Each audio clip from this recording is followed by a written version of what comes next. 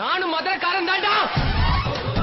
நீங்க மதுரையில நாள் எப்படி போனுச்சுன்னு தான் பார்க்க போறோம். வணக்கம் மக்களே, இது சிக்கமா லீன் பல்கிங் பண்றதுல நாள் 35. எங்க அத்தால 2:45 வந்து பஸ் ஸ்டாண்ட்ல இறங்கியாச்சு. இறங்கி ஒரு டீ அடிச்சுட்டு பக்கத்துல தான் ஹாஸ்பிட்டலு, அங்க நடந்து போக ஆரம்பிச்சாச்சு. இதுக்குள்ள ஹாஸ்பிட்டல் போறேன்னு கேட்டீங்கன்னா, அவன் அத்தா பையன் ஒருத்தனுக்கு ஆக்சிடென்ட் தான். அது பஸ் ஸ்டாண்ட்ல இருந்து 1 கிலோமீட்டர்ல தான் அந்த ஹாஸ்பிட்டல் இருக்கு. சரி அவன் அப்படியே பாத்துட்டு போயிடலாம்னு சொல்லிட்டு அங்க போயிட்டேன். நீங்க பைக்ல எல்லாம் போறீங்கன்னா பார்த்து பொறுமையா போங்க.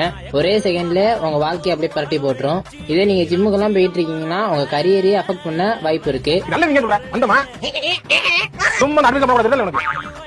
அப்புறம் அங்கேயே பழம்லாம் விளக்கிட்டு ஒரு 10 மணி வாக்கில் ஹாஸ்பிட்டல்ல இருந்து கிளம்பிட்டேன். பரவாயில்ல, ஒரு டீயை போட்டு எங்க அக்கா வீட்டுக்கு ரீச் பண்ணியாச்சு. அங்க வந்துட்டு 3 முட்டை தோசையை முழுங்கிட்டு என் பாப்பா கூட கொஞ்ச நேரம் விளாண்டுட்டு மத்தியான மேலுக்கு எங்க அக்கா ஆயிலே இல்லாம பிரியாணி செஞ்சு கொடுத்துச்சு. அது ஒரு பொடி பிடிச்சிட்டு ஒரு தூக்கத்தை போட்டு எந்திரிச்சேன். அப்புறம் ஈவினிங் போல எங்க அக்கா ஷாப்பிங் போலான்னு சொல்லிட்டு ரிலையன்ஸ் கூட்டு வந்துருந்துச்சு எங்க அக்கா. அங்க போயிட்டு ஷாப்பிங் எல்லாம் முடிச்சுட்டு வரும்போது இந்த புரோட்டீன் பார் ஒன்று வாங்கிட்டு வந்திருந்தேன்.